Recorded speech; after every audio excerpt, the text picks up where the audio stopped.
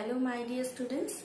Today we are going to discuss chapter number 7, Conservation of Plants and Animals, in which you are going to learn about ecosystem, biodiversity and its importance, threats to biodiversity, conservation of forest and wildlife, and many more topics. So let's start. Chapter 7, Conservation of Plants and Animals.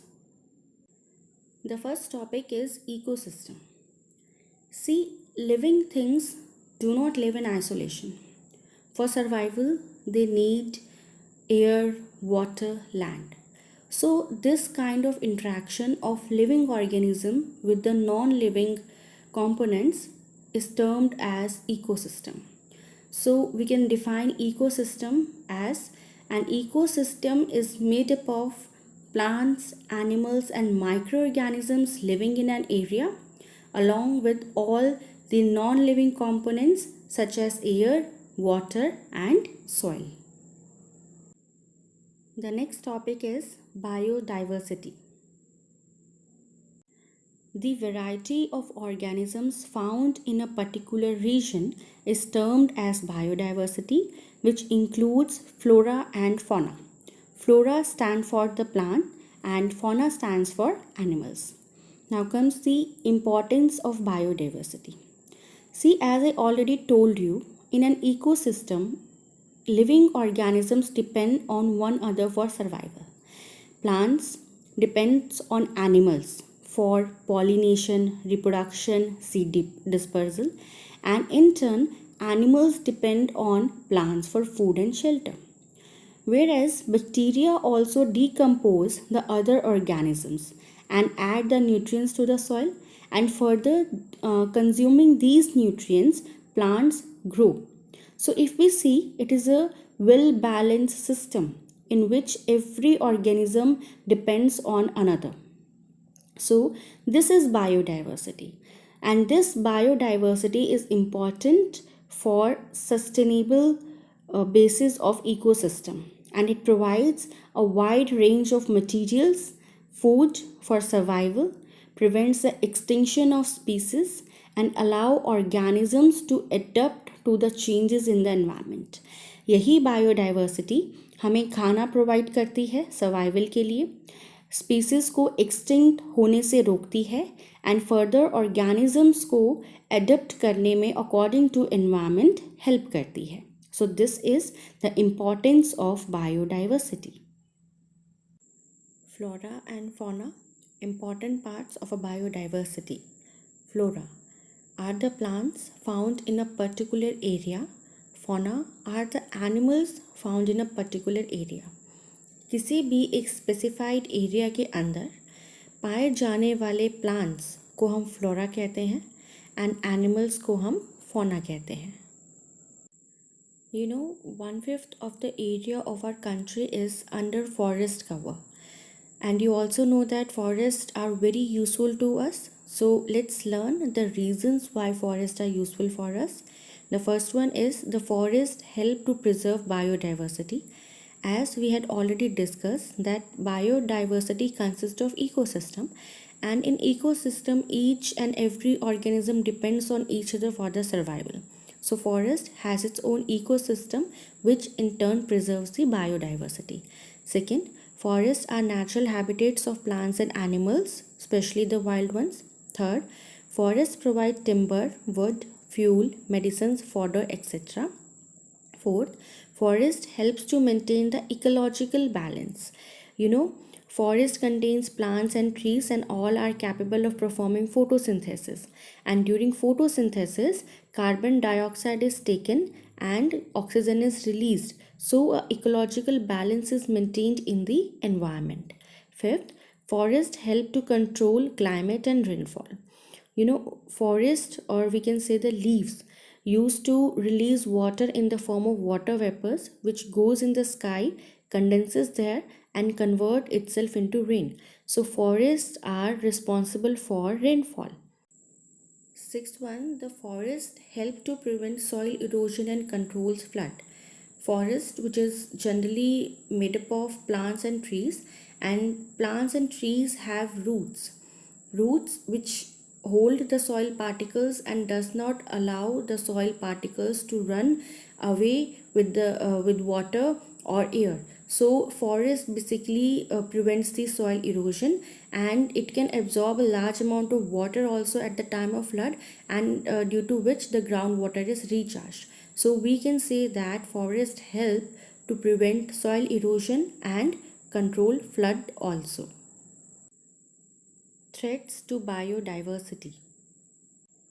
Forests are known as green lungs because they are green in color and they exchange gases. That's why they are known as green lungs. But nowadays, as the population has been increased, industrialization and many other reasons are there, due to which the forest has been cut down on a large scale, and this is known as deforestation.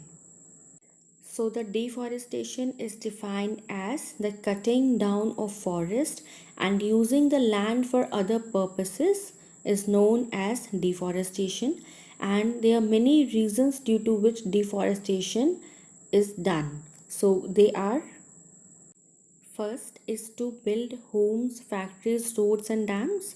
Second, for farming. See, if the population is growing, then more food is needed to feed the population. And if we need more food, obviously we have to do farming on a very large scale. So farming करने के लिए भी हमें ज़मीन की ज़रूरत पड़ती है, land की ज़रूरत पड़ती है. So for that also we need to cut down the trees. Third is for mining of minerals. Coal petrol निकालने के लिए भी हमें फॉरेस्ट को क्लियर करना पड़ता है. And the fourth one is to get the wood for the construction uses as a fuel, या फर्नीचर बनाने के लिए भी जो हमें लकड़ी चाहिए वो भी हमारी फॉरेस्ट से आती है. So these are the major reasons जिसकी वजह से फॉरेस्ट को लगातार काटा जा रहा है.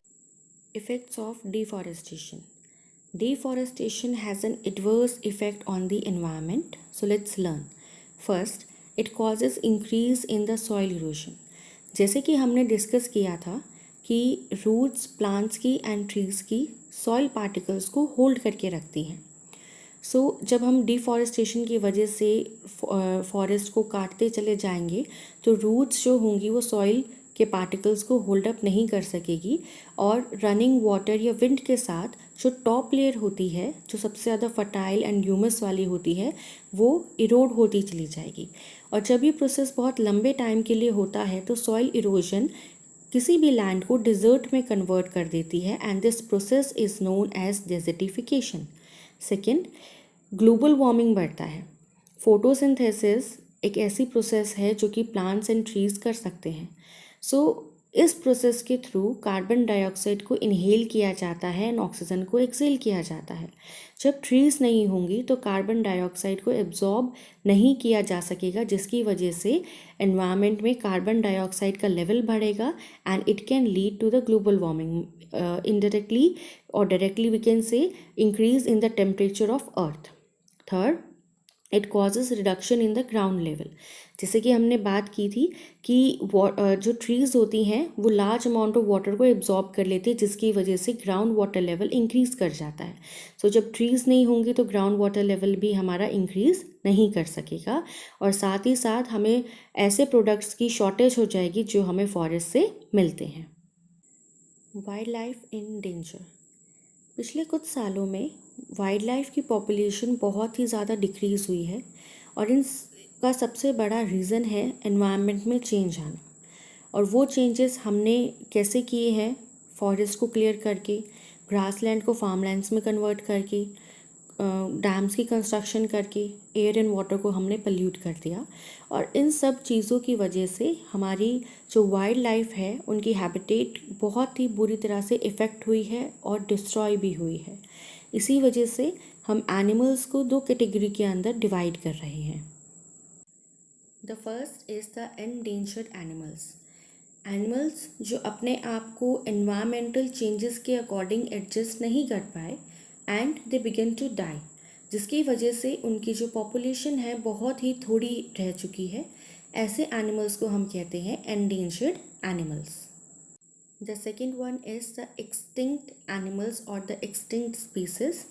ऐसे एनिमल्स जो अब अर्थ के ऊपर एग्जिस्ट नहीं करते उन्हें हम एक्सटिंक्ट स्पीसीज बोलते हैं। फॉर एग्जाम्पल डोडो, डायनासोर्स, ये दोनों ही अर्थ से एक्सटिंक्ट हो चुके हैं। Conservation of forest and wild life resources. Now some ways to conserve our forest are: first is the planned harvesting. Planned harvesting stands for कि अगर हम किसी भी एक पर्टिकुलर एरिया के अंदर कुछ ट्रीज़ को कट करते हैं एंड कुछ ट्रीज़ को कट नहीं करते हैं, उन्हें हम प्लान्ड हार्वेस्टिंग कहते हैं। क्योंकि जो अनकट ट्रीज़ होगी वो वहाँ पे सॉइल इरोजन को प्रिवेंट करेगी एंड उससे जो हमें सीड्स मिलेंगे उससे हम नए ट्रीज़ को ग्रो कर सकते हैं। सेकेंड इज़ द अफॉरेस्टेशन और रिफॉरेस्टेशन, ज़्यादा से ज़्यादा पेड़ पौधे लगाएं। Third, protection from forest fire by spraying fire extinguishing solutions. Fourth is the protection from insects and pests by using insecticide. And fifth, protection from overgrazing, means एक limited time के लिए ही एनिमल्स को ग्रेज करने की permission होनी चाहिए। Over grazing जो होती है वो फॉरेस्ट को, छोटे छोटे प्लांट्स को बहुत ही ज़्यादा हार्म करती है।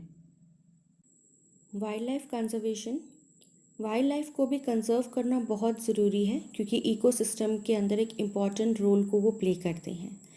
Bye preservation of the habitat, उनके घर को, जंगल को सुरक्षित रखकर, और illegal hunting which is known as poaching, उस पर बैन लगाकर हम वाइल्ड लाइफ को कंजर्व कर सकते हैं। Biosphere reserve is a large protected area set aside for conservation of wildlife, plant and animal resources and the traditional life of the tribals living in that area. Biosphere reserve एक ऐसा large protected area है जिसमें हम wild life, plant, animals and tribals की traditional life को conserve करते हैं।